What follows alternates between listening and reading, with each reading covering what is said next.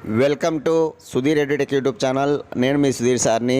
2024 July 27 ఇవాళ current affairs. First question, 2024 July 26న ప్రారంభమైన ప్యారిస్ ఒలింపిక్స్లో భారత్ ఎన్నవ స్థానంలో ప్రవేశించింది?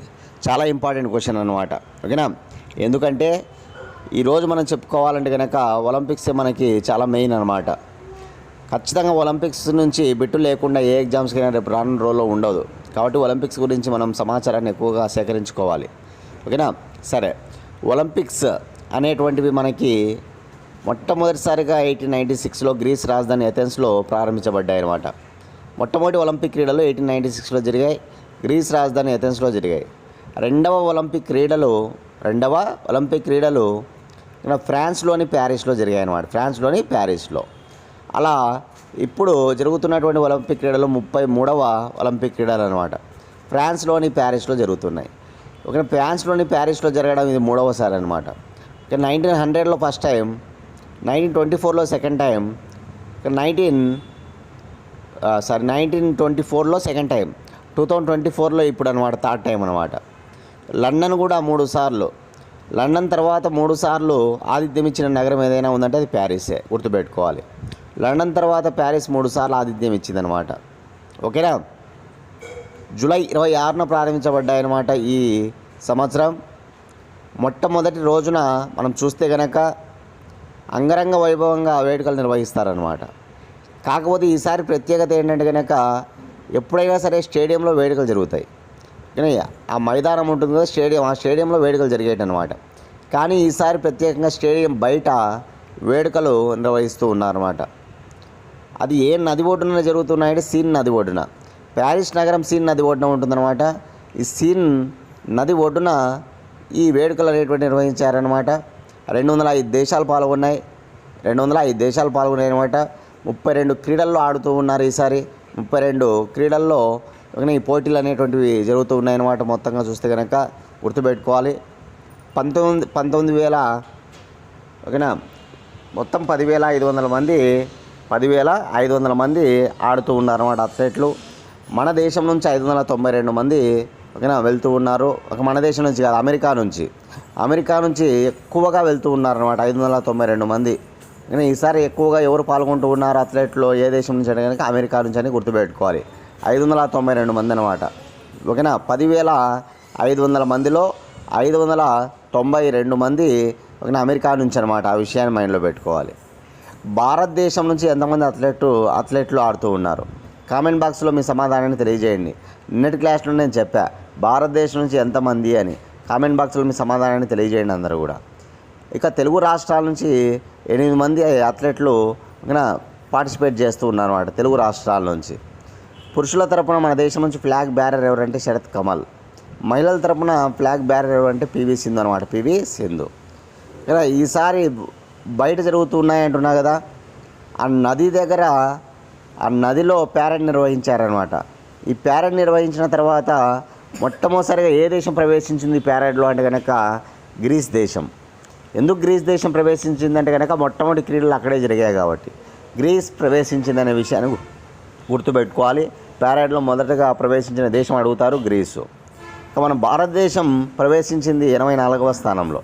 మన భారతదేశం ప్రవేశించింది అనమాట ఈ ప్యారెడ్లో. ఎన్నవ దేశంగా దిగింది ప్యారెడ్లో అంటే కనుక 84వ దేశంగా అనమాట. 84వ దేశంగా. ఇక చివరగా దిగిన దేశం ఏదంటే కనుక ఇప్పుడు ఫ్రాన్స్ ఆతిథ్యం ఇస్తూ ఉంది కదా, ఆ ఫ్రాన్స్ చివరగా దిగిందనే విషయాన్ని గుర్తుపెట్టుకోవాలి. ఫ్రాన్స్ చివరగా దిగిందనమాట. ఇప్పుడు ఆన్సర్ ఏంది ఇక్కడ? 84. 84 గుర్తుపెట్టుకోవాలి. 84 ఓకేనా. 84వ స్థానంలో మన భారతదేశం దిగడం జరిగింది.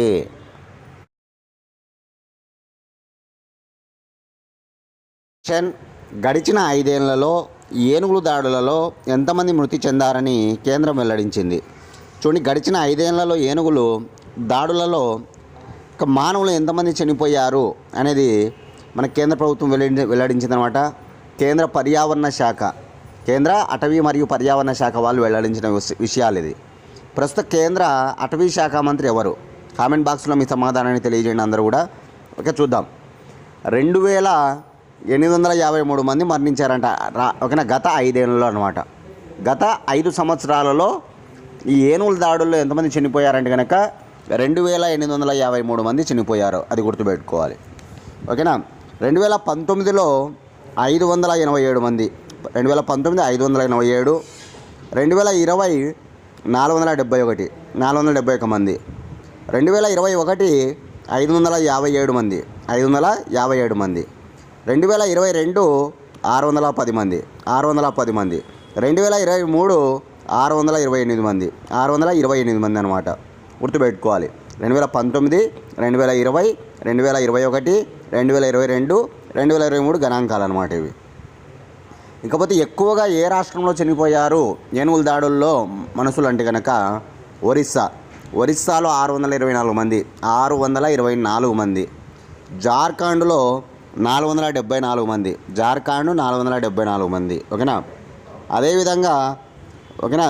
తర్వాత ఎక్కువగా ఎక్కడ అంటే కనుక జార్ఖండ్ తర్వాత బెంగాల్ అనమాట. బెంగాల్లో 436 మంది. అస్సాంలో 383 మంది. గుర్తుపెట్టుకో. టాప్ 4 స్టేట్స్ అనమాట. First Odisha, second Jharkhand, third Bengal, fourth Assam అనమాట. అలా మొత్తంగా ఈ 5 ఏళ్లలో 2853 మంది ఏనుగుల బారిన పడి మృతి చెందారనమాట. చాలా ఇంపార్టెంట్. 2853 మంది.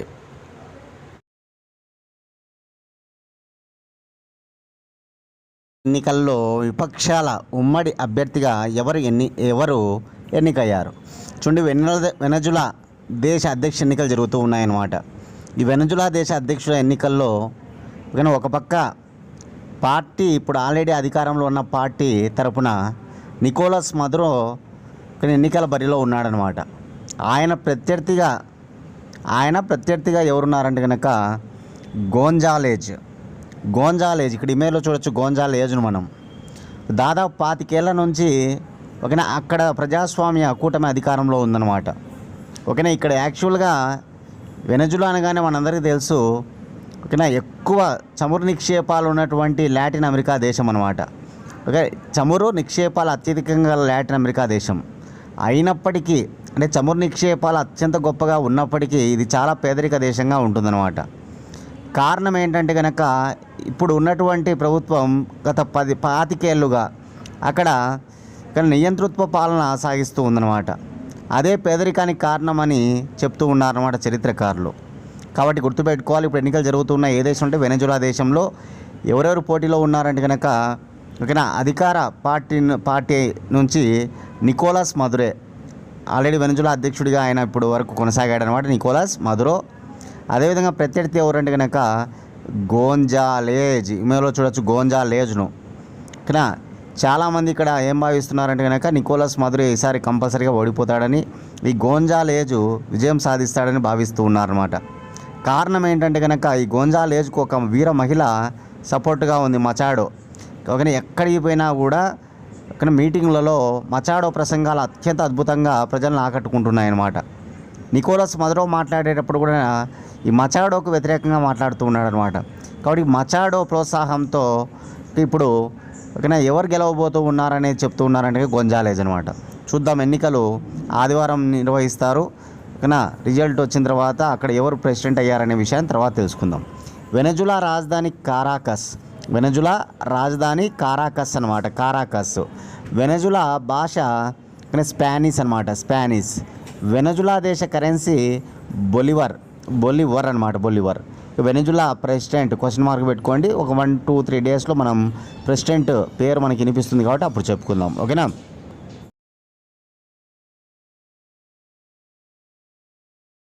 4th క్వశ్చన్, ఆటోమేటిక్ రైలు రక్షణ వ్యవస్థ కవచ్ కోసం 2024-25 బడ్జెట్లో ఎంత నిధులు కేటాయించారు? చూడండి, ఆటోమేటిక్ రైలు ప్రొటెక్షన్ వ్యవస్థ కవచ్ కోసం 2024-25 బడ్జెట్లో 1112 కోట్లు కేటాయించారు. 1112 కోట్లు కేటాయించారు అనమాట. చాలా వెరీ ఇంపార్టెంట్. ప్రస్తుత రైల్వే శాఖ మంత్రి ఎవరు? కామెంట్ బాక్స్లో మీ సమాధానాన్ని తెలియజేయండి. రైల్వే శాఖ మంత్రి ఓకేనా ఎవరు అనేది కామెంట్ బాక్స్లో మీ సమాధానాన్ని తెలియజేయండి. చూడండి, మన దేశంలో చాలా ముఖ్యంగా రైలుకు సంబంధించినటువంటి కవచ్ అనేటువంటి వ్యవస్థ ఒక ఏటీపీ వ్యవస్థ అనమాట. Automatic train protection. ఏటీపీ అంటే ఏంది? ఆటోమేటిక్ ట్రైన్ ప్రొటెక్షన్ సిస్టమ్ అనమాట. అదే కవచ్ అనమాట. ఓకేనా. 2 రైళ్ళు ఓకేనా ప్రమాదాల నుంచి తప్పించుకోవడంలో ఈ కవచ్ అనేటువంటి వ్యవస్థ బాగా పనిచేస్తుందన్నమాట. ముఖ్యంగా రైలు ప్రమాదాలను అరికట్టడం కోసం ఈ వ్యవస్థను తీసుకొచ్చారనమాట. రైలు ప్రమాదాలను అరికట్టడం కోసం ఈ వ్యవస్థను తీసుకొచ్చారు. రైల్ కొలీజియం అవాయిడెన్స్ సిస్టమ్ పేరుతో 2012లో ప్రారంభించబడింది. ఇది రైలు కొలిజన్ అవాయిడెన్స్ పేరుతో ఈ సిస్టమ్ ప్రారంభించబడింది 2012లో అనమాట. దాన్ని 2022 నాటికి అభివృద్ధి చేయడం జరిగింది. ఇప్పుడు 2023-24 ఇట్లా మొత్తం అంతా కూడా కవచ్ను ఏర్పాటు చేస్తూ ఉన్నారన్నమాట. దానిలో భాగంగా బడ్జెట్ కేటాయింపులు కూడా జరిగినాయి. ఎన్ని కోట్లు అంటే కనుక 1112 కోట్లు అనమాట. 2027-2028 నాటికి మనందరికీ తెలుసు రైల్వేకి సంబంధించినటువంటి ఒకటి గొప్ప రైలు మార్గాలు గోల్డెన్ క్వాడ్రిలేటర్ అనమాట. గోల్డెన్ క్వాడ్రిలేటర్, స్వర్ణ చతుర్భుజి అంటాం. ఈ గోల్డెన్ క్వాడ్రిలేటర్ ఉన్న రైలు మార్గాల్లో ఈ కవచ్ను ఏర్పాటు చేసేందుకు ప్రణాళికలు సిద్ధం చేశారనమాట. 34,000 కిలోమీటర్ల దూరంలో ఉన్న దూరం అనమాట. 34,000 కిలోమీటర్ల దూరం అనమాట. దానికి సంబంధించి ఈ కవచ్ను ఏర్పాటు చేయాలని నిర్ణయించారనమాట. కానీ ఏ సంవత్సరం నాటికి? 2027-2028 నాటికి. ఆ విషయాన్ని కూడా గుర్తుపెట్టుకోవాలి, చాలా ఇంపార్టెంట్గా.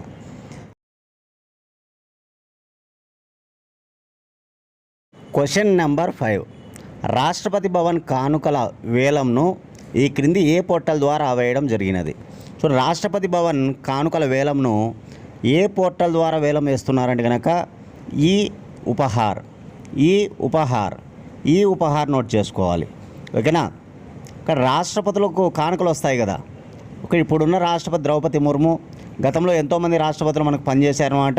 ఇక్కడ బాబు రాజేంద్ర ప్రసాద్ నుంచి మొదలుకొని ఇప్పుడు ఉన్నటువంటి ద్రౌపది ముర్ము వరకు ఇక రాష్ట్రపతులకు వచ్చినటువంటి కానుకలను వేలం వేస్తూ ఉన్నారన్నమాట. ఏ పోర్టల్ ద్వారా ఈ వేలం వేస్తూ ఉన్నారంటే ఈ ఉపహార్ అనేటువంటి ఒక పోర్టల్ ద్వారా. ఇక్కడ రాష్ట్రపతిగా ఆమె 2 ఏళ్ళ పదవీ కాలం ముగించుకుందనమాట. ఈ సందర్భంగా కానీ ఈ వేలం వేయడానికి సిద్ధమైందనమాట. ఆమె ఏ పోర్టల్ ద్వారా అంటే కనుక ఈ ఉపహార్ అనే పోర్టల్ను ప్రారంభించింది. ఎన్నేళ్ళు అయింది ఇప్పుడు ఆమెకు రాష్ట్రపతి ఇంతవరకు అంటే కనుక 2 ఏళ్ళు అయిపోయిందనమాట. ఆ విషయాన్ని కూడా గమనించుకోవాలి అందరూ. అదేవిధంగా మొట్టమొదటి విడతగా 250 కానుకలు వేలం వేస్తూ ఉన్నారన్నమాట. మొదటి విడతగా ఎన్ని కానుకలు వేలం వేస్తున్నారంటే 250 కానుకలు. ఆగస్టు 5వ తేదీ నుంచి ఆగస్టు 26వ తేదీ వరకు ఓకేనా ఈ బిడ్డింగ్ అనేటువంటిది మనకు ఉంటుందన్నమాట. ఎవరైనా వేలంలో ఆ కానుకలను కొనుక్కోవచ్చు అనమాట. ఆగస్టు 5 నుంచి ఆగస్టు 26 వరకు ఓకేనా. దీని ద్వారా వచ్చినటువంటి ధనాన్ని బాలల సంక్షేమానికి ఉపయోగిస్తారంట. దీని ద్వారా వచ్చినటువంటి ధనం ఏదైతే ఉంటుందో ఆ కానుకల ద్వారా వచ్చినటువంటి ధనం దానిని బాలల సంక్షేమానికి ఉపయోగించనున్నట్లుగా తెలపడం జరిగిందనమాట. చాలా ఇంపార్టెంట్, గుర్తుపెట్టుకోవాలి ఇది.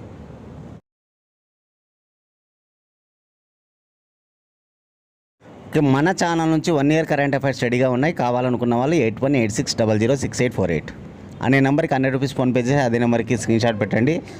24 గంటల లోపల పీడిఎఫ్ ఫైల్ పంపిస్తాం. డేట్ టు డేట్ విత్ ఎక్స్ప్లెనేషన్తో ఉంటాయన్నమాట. ఇక్కడ 100 రూపాయలకి 1 ఇయర్ కరెంట్ అఫైర్స్ అందిస్తున్నాం. తెలంగాణ, ఆంధ్రప్రదేశ్ ఎగ్జామ్స్కి ప్రిపేర్ అయ్యే వాళ్ళు కావచ్చు.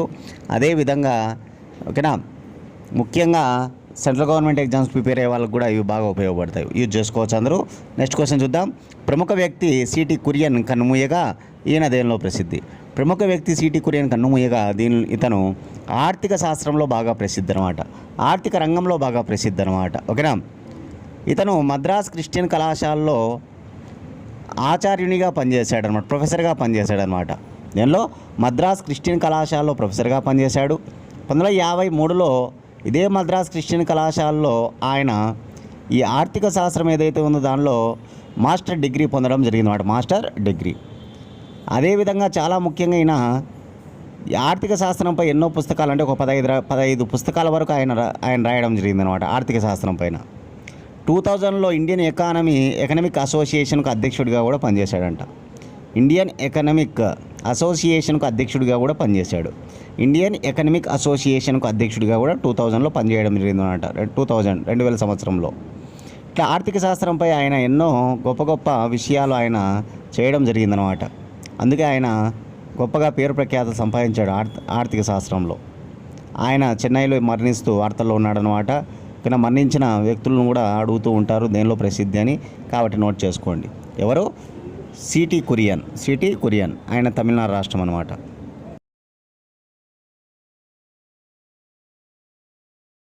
7th క్వశ్చన్, యునెస్కో సాంస్కృతిక వారసత్వ జాబితాలో చోటు సంపాదించినది ఏది? చాలా ఇంపార్టెంట్, కానీ 100% ఎగ్జామ్స్లో అడిగేటువంటి ఛాన్స్ ఉన్నటువంటి అంశం అనమాట. యునెస్కో సాంస్కృతిక వారసత్వ జాబితాలో చోటు సంపాదించినది మోయిదం టూమ్స్ అనమాట. మోయిదం టోంబ్ అంటే మోయిదం సమాధులు ఎక్కడ ఉన్నాయి ఇవి అంటే కనుక అస్సాం రాష్ట్రానికి చెందినటువంటి మోయిదం టోంబ్స్ అనమాట. ఇమేజ్లో చూడొచ్చు. ఏంటి సార్ ఇక్కడ సమాధి లేదని మీకు ఒక క్వశ్చన్ మార్క్ వచ్చిండొచ్చు. చాలా గ్రీనరీగా ఉంది చూడండి, చాలా పచ్చదనంగా ఉంది ఇది చూస్తే కనుక ఈ మోయిదం అనేటువంటిది. యాక్చువల్గా మోయిదంలో చాలా సమాధులు ఉన్నాయి. ఆ చాలా సమాధులుగా ఉన్న వాటిపైన ఏం చేస్తారంటే మళ్ళీ మట్టితో పూడుస్తారనమాట. ఇక మట్టితో పూడ్చి దానిపైన అంతా కూడా చెట్లు పెంచడం జరుగుతుంది అనమాట. గ్రీనరీ ఓకేనా, ఆకుపచ్చగా పచ్చదనంగా చేస్తారనమాట. అత్యంత గొప్పగా ఉన్నది ఈ ఓకేనా వాటిని మోయిదం టోంబులను ఇప్పుడు యునెస్కో వాళ్ళు సాంస్కృతిక వారసత్వ జాబితాలో చేర్చడం జరిగిందనమాట. కల్చరల్లో చేర్చడం జరిగిందనమాట. ఇక్కడ మనకు యునెస్కోకి సంబంధించి 3 రకాలు ఉంటాయన్నమాట. కల్చరల్, న్యాచురల్, మిక్స్డ్ అని. ఇప్పుడు దేనిలో ఇది చోటు సంపాదించింది అంటే కనుక కల్చరల్లో. అస్సాంకు చెందినటువంటి మోయిదం టోంబ్ మర్చిపోకూడదు. అస్సాంకు చెందినటువంటి మోయిదం టోంబ్ ఎవరు కూడా మర్చిపోకూడదు ఓకేనా. దేంట్లో యునెస్కో సాంస్కృతిక వారసత్వ జాబితాలో చోటు సంపాదించిందనమాట. యునెస్కో పూర్తి పేరు United Nation Educational Scientific Cultural Organisation. United Nation Educational Scientific Cultural Organisation. UNESCO ఏర్పడిన సంవత్సరం 1946. యునెస్కో ప్రధాన కార్యాలయం ప్యారిస్, ఫ్రాన్స్ అన్నమాట, ప్యారిస్. యునెస్కో ప్రస్తుత డైరెక్టర్ జనరల్ ఎవరు? కామెంట్ బాక్స్లో మీ సమాధానాన్ని తెలియజేయండి. యునెస్కోకు డైరెక్టర్ జనరల్గా ఎవరున్నారు? 8th క్వశ్చన్, సెర్చ్ జీపీటీ పేరుతో కొత్త సెర్చ్ ఇంజన్ను ఏ కంపెనీ తీసుకొస్తున్నది? చూడండి, సెర్చ్ జీపీటీ పేరుతో కొత్త సెర్చ్ ఇంజన్ను తీసుకొస్తున్నటువంటి కంపెనీ ఏదంటే కనుక అదే ఓపెన్ ఏఐ. ఏఐ అంటే మనందరికీ తెలుసు ఆర్టిఫిషియల్ ఇంటెలిజెన్స్, కృత్రిమ మేధస్సు అనమాట. ఈ ఓపెన్ ఏఐ అనేటువంటిది 2015లో ఏర్పడింది. 2015లో ఏర్పడిన ఈ ఓపెన్ ఏఐకి ప్రస్తుత చైర్మన్గా ఉన్నవారు టేలర్ అనమాట. అదే సీఈఓగా ఉన్నవాడు ఆల్ట్మాన్. మన ఇమెయిల్లో చూడొచ్చు ఆల్ట్మాన్ను. ఓకేనా, ఓపెన్ ఏఐ ప్రజెంట్ సీఈఓగా ఎవరున్నారంటే కనుక ఆల్ట్మాన్ ఉన్నాడు, గుర్తుపెట్టుకోవాలి. చైర్మన్గా టేలర్ ఉన్నాడు. అమెరికాలోని శాన్ ఫ్రాన్సిస్కో ప్రధాన కార్యాలయం. 2015లో ఓపెన్ ఏఐ ఏర్పడింది. ఇది దేనికి సంబంధించిందంటే కృత్రిమ మేధస్సుకు సంబంధించినటువంటి గొప్ప సంస్థ అనమాట. అటువంటి ఇది ఇప్పుడు సెర్చ్ జీపీటీ పేరుతో కొత్త సెర్చ్ ఇంజన్ను తీసుకొస్తుందన్నమాట. చాలా ఇంపార్టెంట్, గుర్తుపెట్టుకోవాలి అందరూ కూడా. ఓకేనా, generative pre trained transformers. GPT full form కూడా గుర్తుపెట్టుకోవాలి. జీపీటీ, చాట్ జీపీటీ ఇవన్నీ కూడా చూస్తూ ఉంటాం. జీపీటీ ఫుల్ ఫామ్ ఏంటంటే జనరేటివ్ ప్రీ ట్రైన్డ్ ట్రాన్స్ఫార్మర్స్. ఓకేనా, very important. 9th question, Vijay మాల్యాపై ఈ క్రింది ఏది 3 ఏళ్ల నిషేధం విధించింది? విజయ్ మాల్యాపై సెబీ 3 ఏళ్ల నిషేధం విధించింది అనమాట. విజయ్ మాల్యాపై సెబీ 3 ఏళ్ల నిషేధం విధించింది. సెబీ పూర్తి పేరు securities exchange board of India. SEBI ఏర్పడిన సంవత్సరం 1988. సెబీ ప్రధాన కార్యాలయం ముంబై. సెబీ ప్రస్తుత చైర్మన్ మదాబి పూరి బచ్ అనమాట. చూడండి, విజయ్ మాల్యా కింగ్ఫిషర్ రుణాల ఆరోపణలో ఉన్నాడు. 2016 నుంచి ఆయన బ్రిటన్లో ఉంటున్నాడు అనమాట. ఆయన మన భారతదేశానికి తెప్పించాలని భారతదేశం ఎంతో ప్రయత్నాలు చేస్తూ ఉందన్నమాట.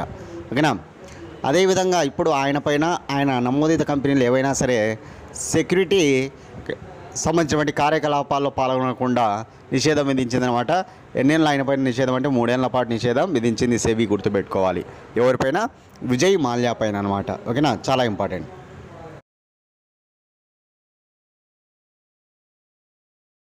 లాస్ట్ క్వశ్చన్, ప్యారిస్ ఒలింపిక్ క్రీడల్లో తొలి డోపింగ్కు గురైన అథ్లెట్ ఎవరు? చూడండి, ఈ ఏడాది జరిగేటువంటి ఒలింపిక్స్ ప్యారిస్లో జరుగుతున్నాయి కాబట్టి దాన్ని ప్యారిస్ ఒలింపిక్స్ అంటాం. 2024 ఒలింపిక్స్ ప్యారిస్ ఒలింపిక్స్ అనమాట. ఇవి సీన్ నది ఒడ్డున జరుగుతున్నాయని మనకు తెలుసు. కానీ దీనిలో డోపింగ్కు గురైన మొట్టమొదటి అథ్లెట్గా ఎవరున్నారంటే కనుక సజ్జాద్ సెహాన్ పేరు నోటెడ్ చేసుకోవాలి. కానీ ఈ ఒలింపిక్ క్రీడల్లో డోపింగ్కు గురైన మొదటి అథ్లెట్గా నిలిచాడనమాట. ఎవరంటే కనుక సజ్జాద్ సెహాన్. ఎవరు ఈ సజ్జాద్ సెహాన్ అంటే కనుక ఇరాక్ దేశానికి చెందినటువంటి జూడో అథ్లెట్ అనమాట. ఇరాక్ దేశానికి చెందినటువంటి జూడో అథ్లెట్ అనమాట. మొట్టమొదటిసారి ఒలింపిక్ క్రీడల్లో ఈయన పాల్గొంటూ ఉన్నాడు. ఓకే, 2 ఉత్ప్రేరక నిరోధకాలు వాడినట్టుగా ఓకేనా, 2 ఉత్ప్రేరకాలు వాడినట్లుగా రుజువైందనమాట. ఈ క్రమంలో అంతర్జాతీయ డోపింగ్ ఏజెన్సీ వాళ్ళు ఈ నిర్ణయం తీసుకున్నారు. కాబట్టి ఇప్పుడు అతను ఈ ఒలింపిక్ క్రీడల్లో ఆడడానికి అనర్హుడిగా మిగిలిపోయాడనమాట.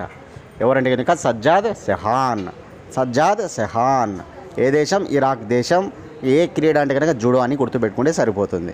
ఈయన డోపింగ్కు గురైన అథ్లెట్ పేరు సజ్జాద్ సెహాను. ఇతను జూడో క్రీడకు చెందినటువంటి వాడు. ఇతను ఏ దేశానికి చెందినవాడు? ఇరాక్ అనమాట. 2 ఉత్ప్రేరకాలు వాడినట్లుగా రుజువైంది కాబట్టి అతను ఈ ఒలింపిక్ క్రీడల నుంచి తొలగిపోవడం జరిగిందనమాట.